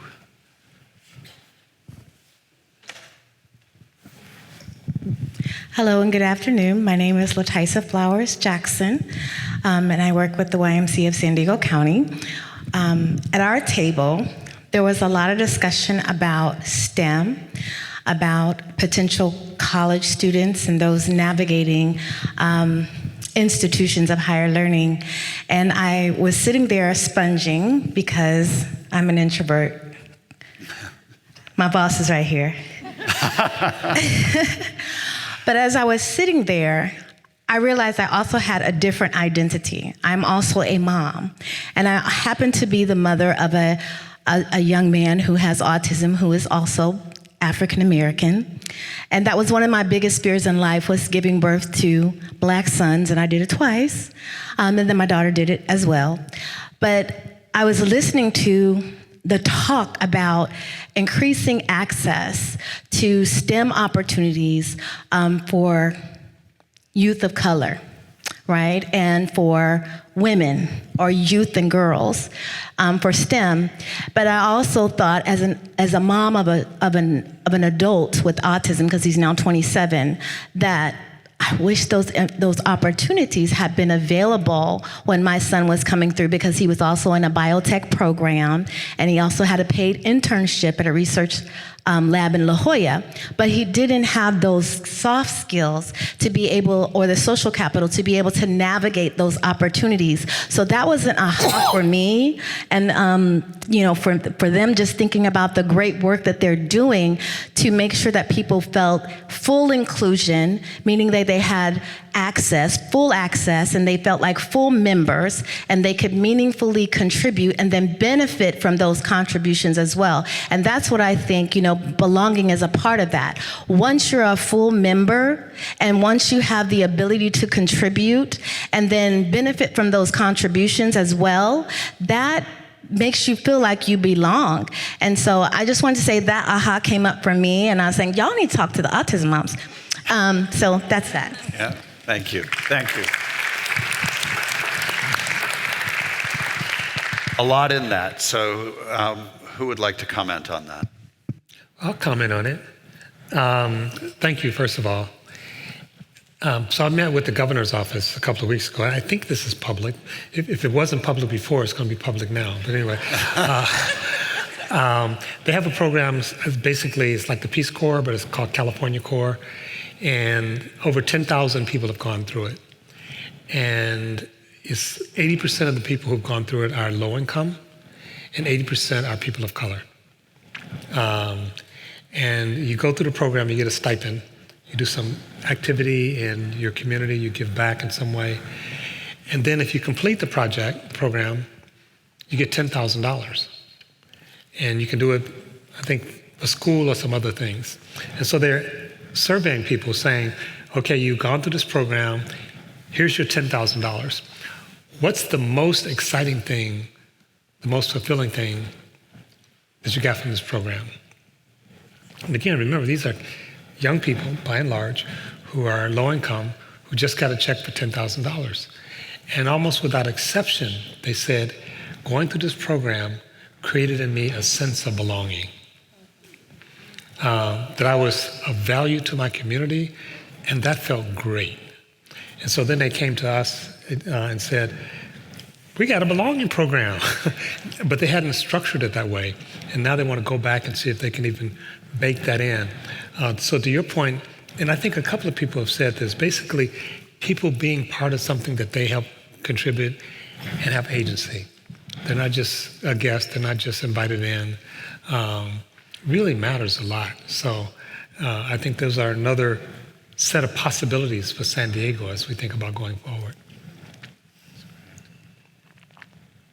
Svasti? In terms of the STEM outreach thing, it's something that I'm passionate about, and I know lots of people want to do. The really strange thing that's always puzzled me about it is that as a person who has a lab, an academic lab, I love it when we do community outreach and we get high school students, especially the ones who are like the first ones in their family to dream about becoming a scientist. They are so inspirational. Just having them in my lab makes my lab a better place. Everyone in my lab loves it when we do that. It always happens in the summer and they always love it. But for some reason, and I know that there's tons of kids who want to come into labs like mine and get that experience, but for some reason, there are not a lot of bridges that have been set up on an organizational level to facilitate that. So it's often just left up to individual institutions to find a way. And I'm not sure why that is the case. I've never figured it out. But yes, I thought maybe you had the answer to this. I have the answer. But I know the foundation's working on that as well, of finding these ways to bridge these gaps, to get people in a more institutionalized way, to be able to move easily so you're not each person trying to figure it out for yourself as to how you can move from where you are to where you want to be, but that there's just a path that people can follow. I think it's just somehow a lot easier said than done. I think it just seems to be a really challenging problem logistically, and I'm not sure why. Great. Can I answer? Yeah. Hi, I'm Natalie. Wait for the microphone. Especially if you have the answer.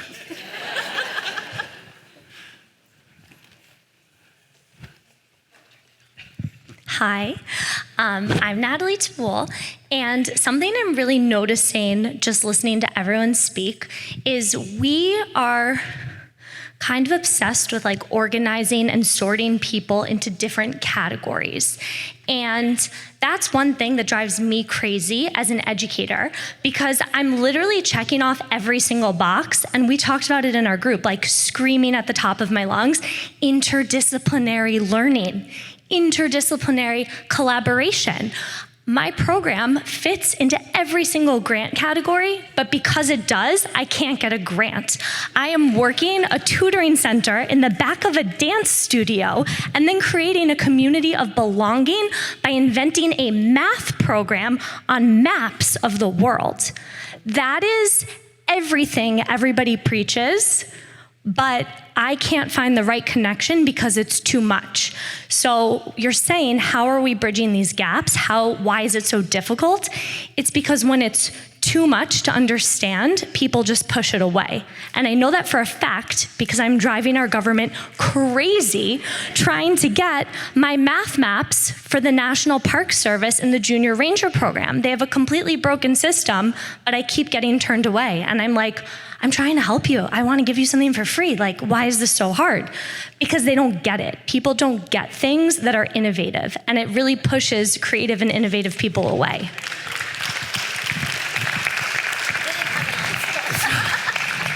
So who wants to react to that?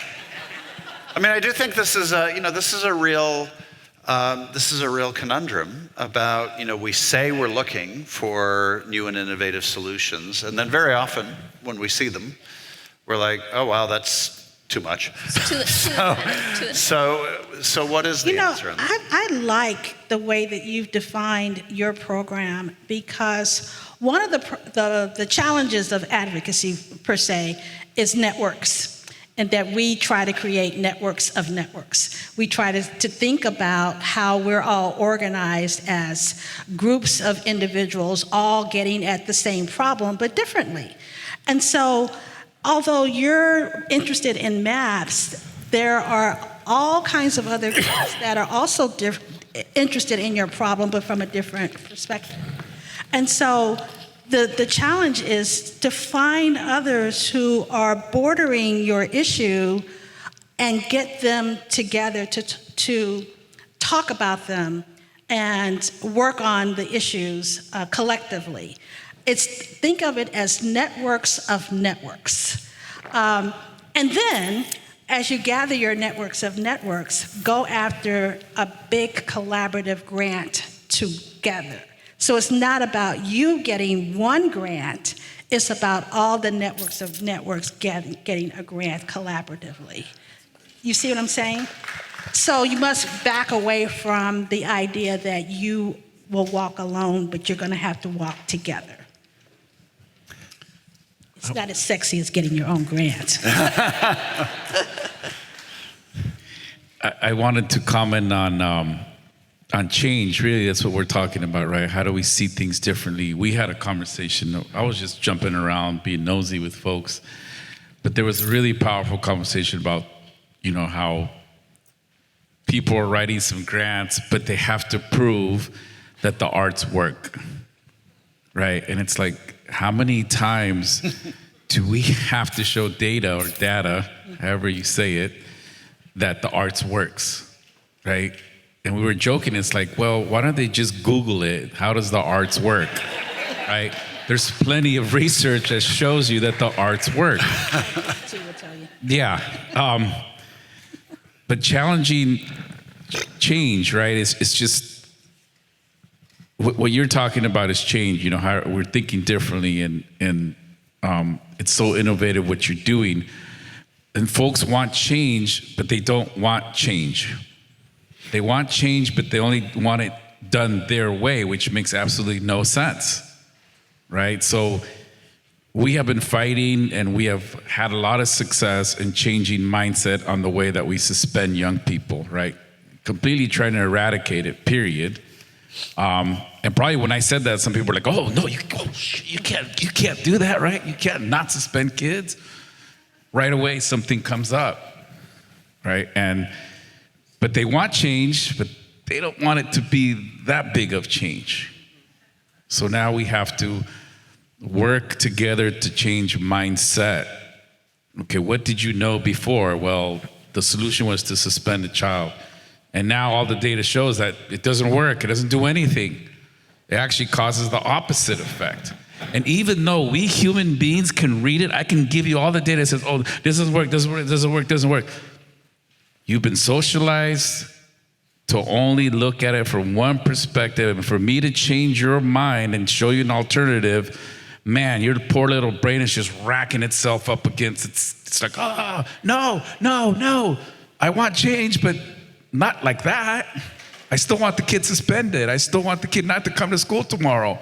I'm like, but what if I showed you a different way where you incorporate him to your classroom, you make him feel like he belongs, or she, and you build a relationship? Well, no, that's too much work, right? So we're talking about a lot of issues, and it's going back to somebody asked earlier about how do we include young people, right? When you include them, and so what should we do? Instead of suspending you, what should we do? And then they actually have a say in it. It's really powerful what happens. It's incredibly powerful what happens. I'll end with this: is people, not just young people, because we're all, most of us never grow out of being young people, right? People want things done with them, not to them, right? That's it. I'll just sort of take him back to the STEM question and why it's so hard. I think that it's also, if someone isn't thinking about a problem as heavily as you are, they often don't appreciate the significance of your solution because they didn't know it was a problem, right? So I feel like when I started off advocating for diversity in academic research, to me it seemed self-evident that we should have more diversity. But then I had a lot of people going, why would I care about this question? And so I had to step back and reframe it as, how do I make someone who doesn't care about this question care about the answer? And I think that that's hard. Were there any thoughts out there in terms of, this notion that the panelists were just talking about in terms of how change is made to happen?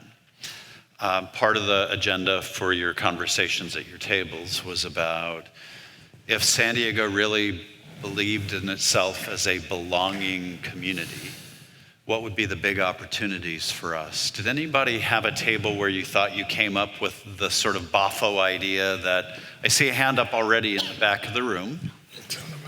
That was quick. It was like record time. So. You got one over here too. All right. So I'm going to let the folks with the mic decide because I don't want to get in trouble. Yep, there are folks up here. All right. Hello, my name is Stephen Jones. And one of the things that we talked a lot about was the idea of whether belonging is internally motivated as a feeling or whether it's externally motivated as an experience. And we talked a lot about the idea of many people from oppressed groups move into places where they are othered with a sense of belonging.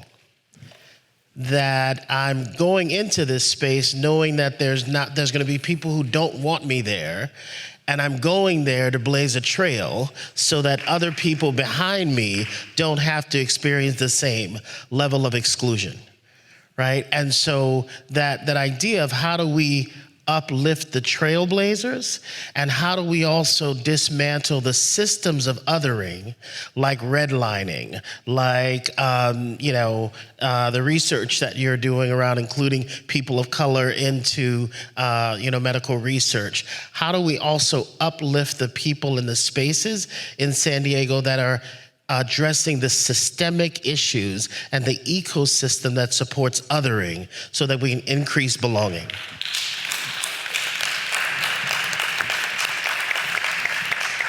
So there's a big idea. Yes. My name is Elida Chavez, and I reside at the Oak Park community. And thank you for bringing up STEM, the STEM program, because we've been waiting for 40 years for a brand new library at Oak Park. Our library is 5,000 square feet, but now we have $20 million, plus we're waiting for $10 million to do a new library, which we're already starting the process. Our community has asked to have an observatory. So, because we believe in STEM and we believe in engineering and mathematics and the sciences and so forth, we really truly believe that children from the bottom, which right now kindergarten students have the highest incidence of absenteeism, and our district has the lowest test scores in the San Diego Unified School District. We really have an opportunity to bring an observatory like Rancho Mirage Library and Observatory, which has public outreach. We did connect with Cal Tech, and I'm going to turn it around because you're going to help me. They said that we did not have the ideal place to have an observatory. But we're not doing research, We want public outreach so we can have all the children use telescopes and learn about the moon and the sky and everything else and get another mindset.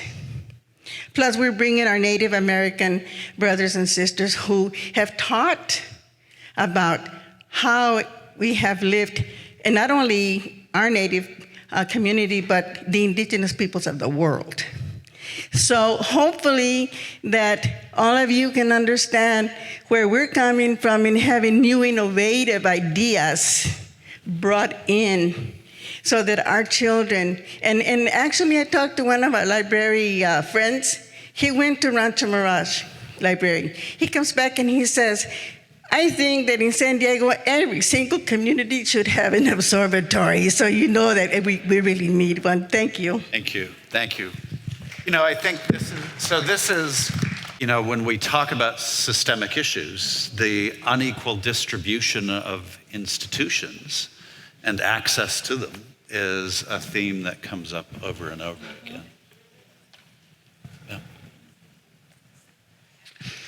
So this is an unofficial request. My name's Melissa. I'm with the San Diego County Office of Education.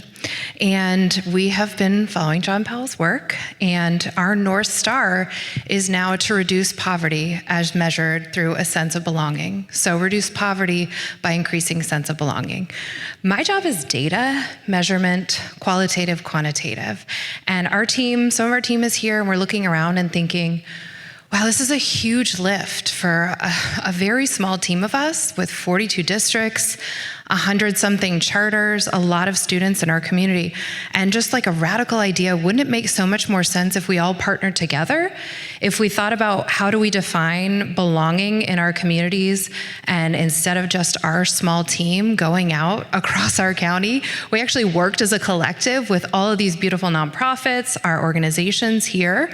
I don't have an idea right now of how that would actually logistically happen, but it feels like we continue to work in silos, and we work with our nonprofits and our agencies in discrete grants or specific projects. But this seems like something that our whole county could come together around to understand how do we make sure that our adults feel like they belong in the schools in which they work, that our students feel belonging, and why do they not feel that right now? Because the data is that at least a third of our students don't feel connected to school. So I heard the high absenteeism. We hear about a lot of the other data around student lack of connectedness and mental health, and it just feels like this is an opportunity for us to work together instead of working in separate silos and pockets.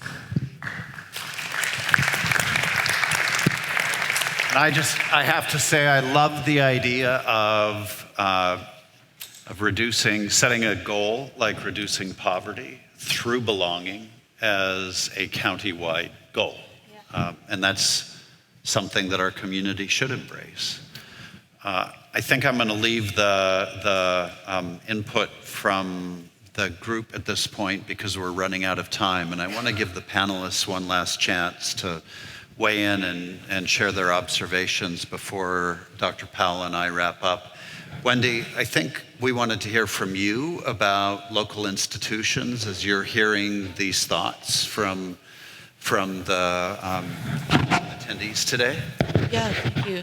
I am really thinking, I heard the data comment just a moment ago, and there's a lot of really great examples. Last time we were here with Professor Powell, we talked about targeted universalism, which is a way to really ground belonging. So if belonging is the goal, how do we measure that?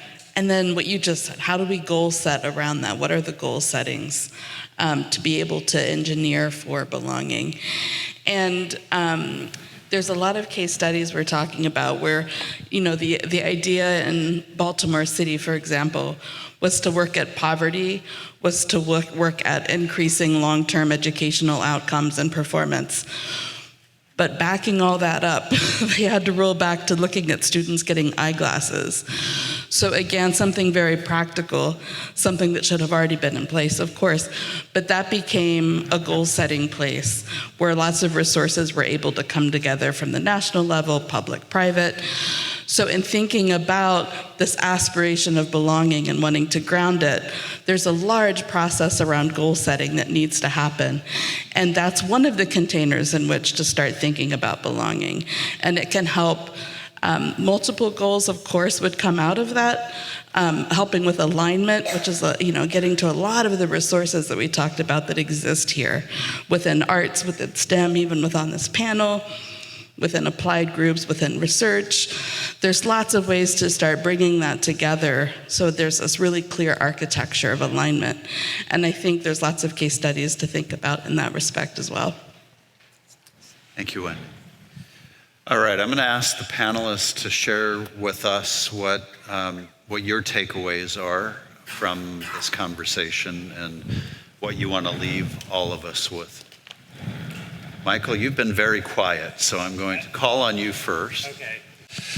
Wow, I don't know where to begin. Other than I completely agree that, we talked about earlier that belonging is a feeling, but that it requires action and that it requires kind of a clear map and a map that, that's sort of flexible along the way, because as we go down this road, we know that often we need to pivot. And so that's one, and I really think that's a really significant takeaway. I was actually reflecting on the earlier comment you made about oregano in soup.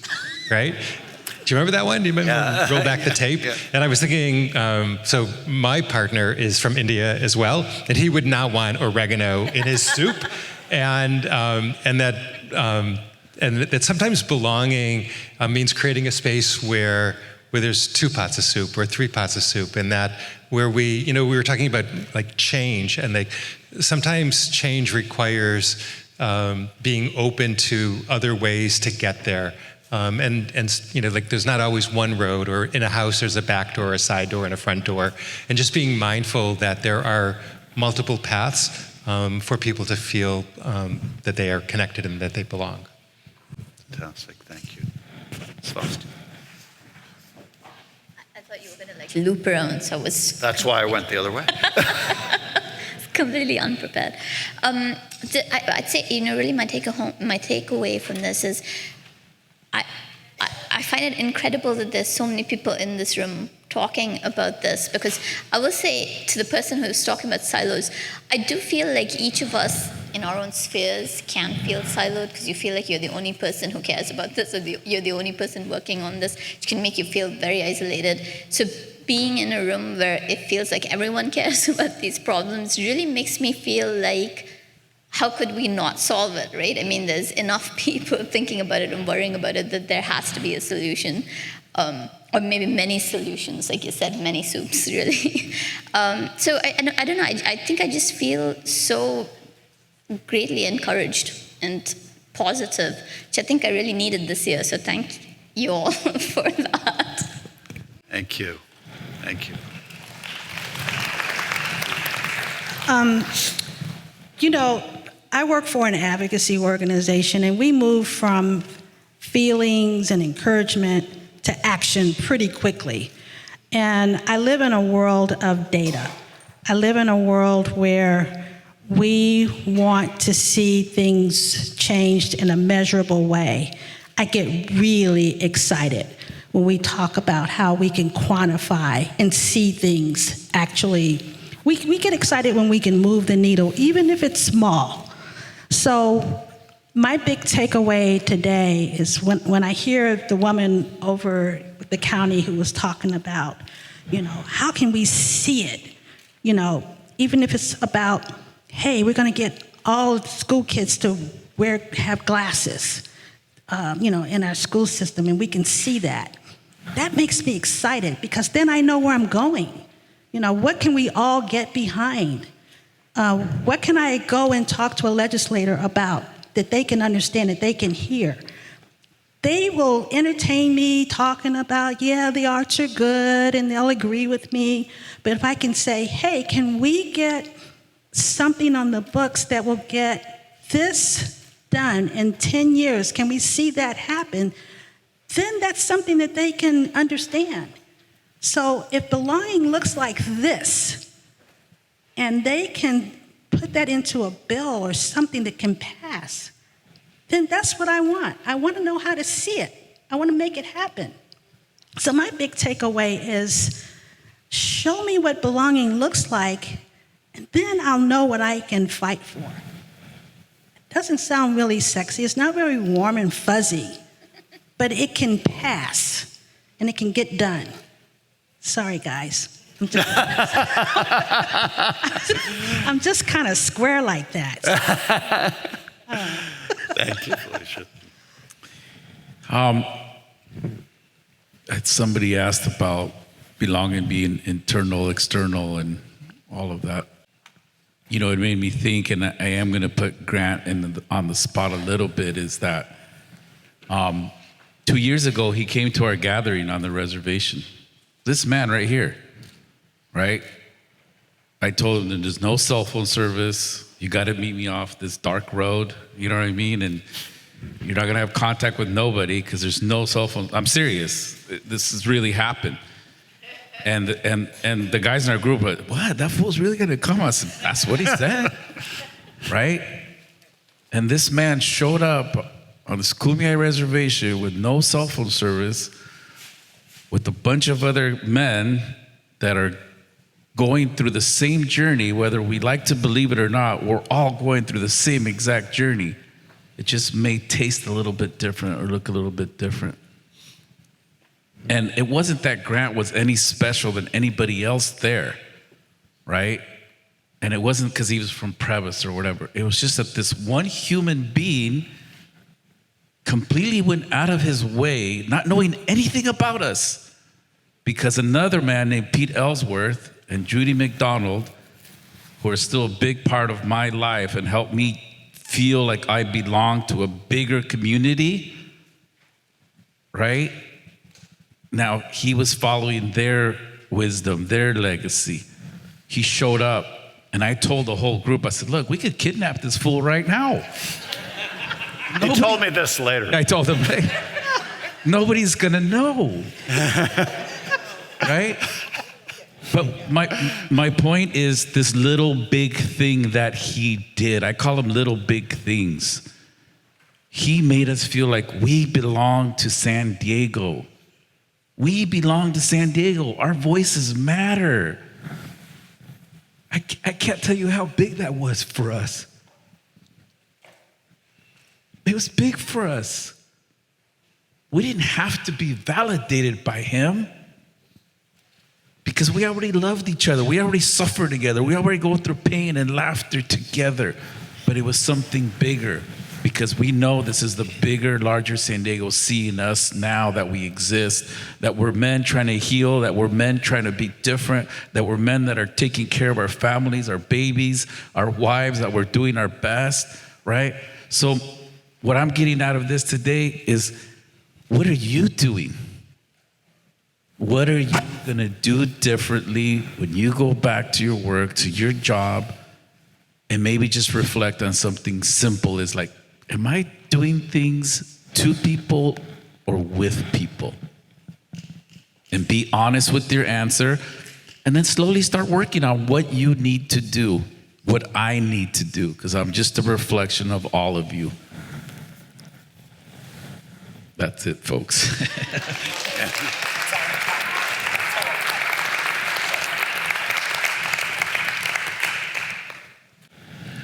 First of all, I want to thank Grant and thank all of you, not for just for what you've done, but what you will do.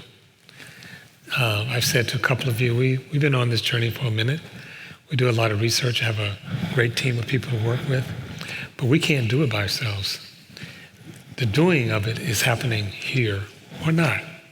Otherwise, it's just research.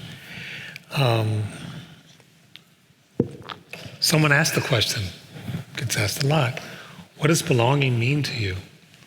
And one answer that we got from people was mattering. Belonging means that I matter.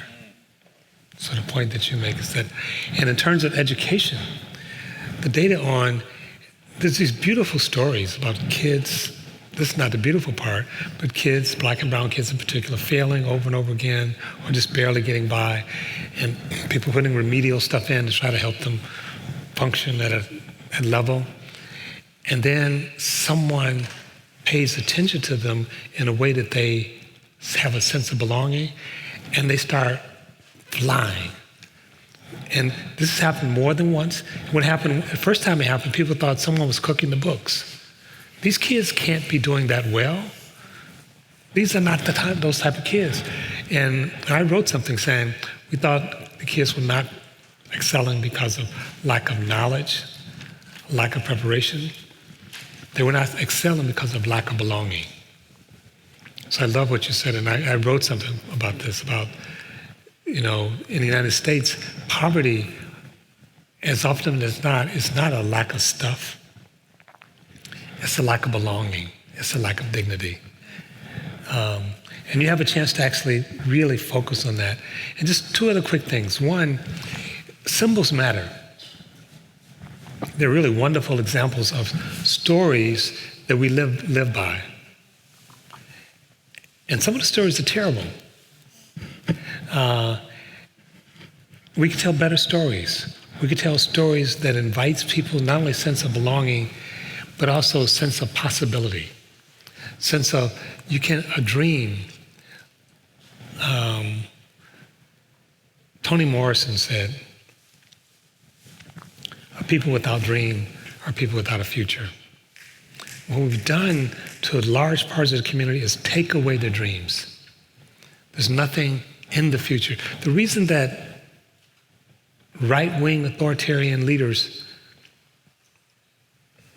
grab onto people is that they basically give them something to believe in. There's one thing, we know people are afraid. People are profoundly afraid. They're afraid of the future. And what that fear is fundamentally is that the future will come and they won't belong. It's happening all over the country, right? Every time you see data saying that the country is going to a place where the majority of people will not be white, the anxiety and fear in the white population goes to the roof. What they're hearing is that you're not going to belong in a few years. And it's their fault. So I just want to encourage you. And you're not going to get it perfectly right. You never will. But don't let that stop you. Don't make the perfect the enemy of the good. Do something with humility, but with tenacity. Make a statement. Create a space.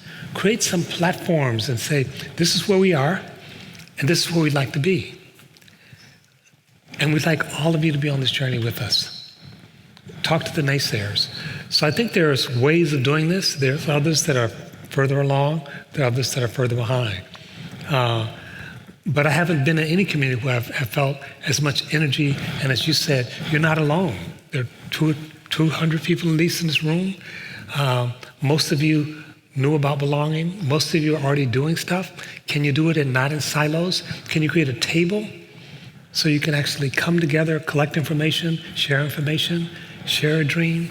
And if you can do that, man, San Diego is going to be something else. So thank you.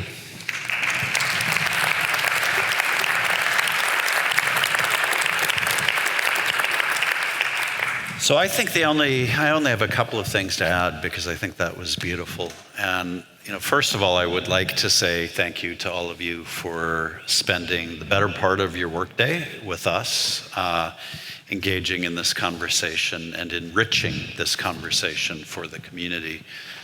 One of the truths that comes from a meeting like this is we don't know actually what will happen. We didn't produce a work plan. But we produced a whole host of relationships and a lot of conversations focused on this idea that we can be a more belonging-centered community. And I believe great good things will come from that. So thank you for being part of it. I want to thank the panelists for being brave enough to join us.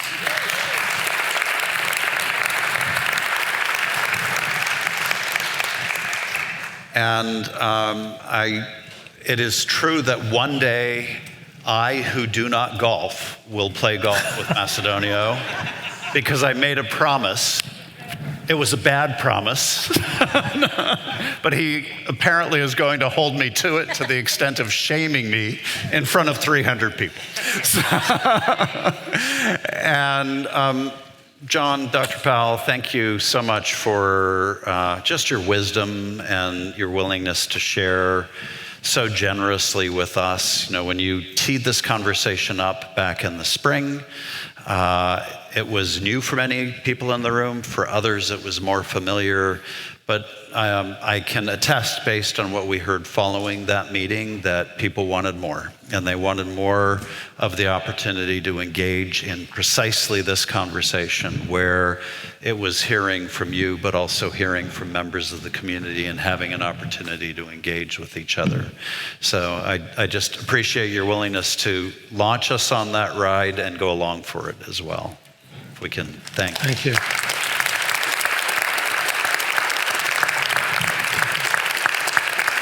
And I really mean it. The podcast is 50 minutes long and worth every minute in terms of the depth of ideas and sentiment that you will walk away with. So I hope everybody will listen to that. We basically heard two things today. As I looked back over my notes and thought about, we heard that we individually can do things differently. And we all know that, right? But we heard versions of Svasti, your very poignant opening, which for me was one of the things I kept going back to, where you said that belonging for you means not having people question why I'm in the room. And as John pointed out later, we controlled that. We individually have the opportunity to send a different signal. And we heard so many examples of that around these tables and from the panelists, with sentiments being expressed about connecting with other human beings, overcoming the loneliness that many people in our community feel, creating gestures of acknowledgement. So the person wrapping their arm around someone who may be a newcomer or feeling ill at ease. I know that was hugely important for me when I came to town. Still is. I've been here a year and a half, and it makes a difference to have people extend a hand of welcome and offer those gestures of welcome. We talked a lot about bridging, which is a really difficult concept in our society, and it is not aided and abetted at all by this device and everything that goes on in it.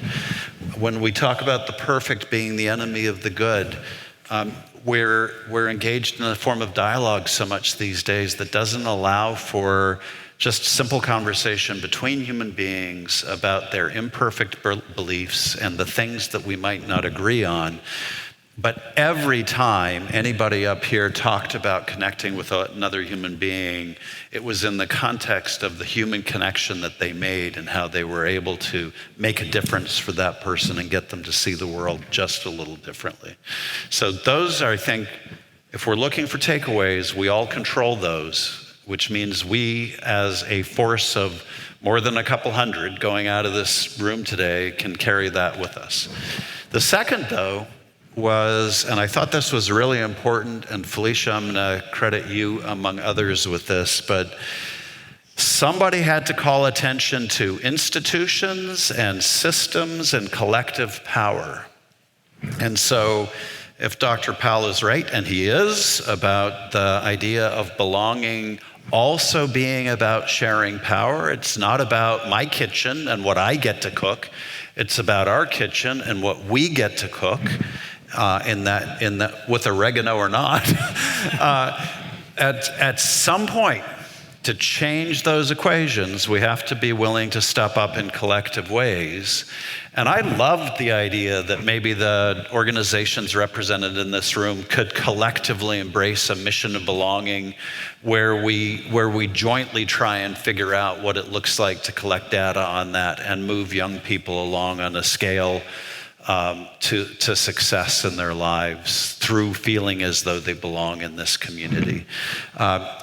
Felicia, I think, also threw down the gauntlet around that being a practical, real thing in terms of forming networks, taking the time to get together in groups, recognizing it is not just about my organization and my thing, but about how we collectively work together on behalf of, be it policy change or social change. And I think we heard a number of times themes around that we can change so much in our individual experiences and lives, but for the larger scale policies and institutional change, we are going to need each other.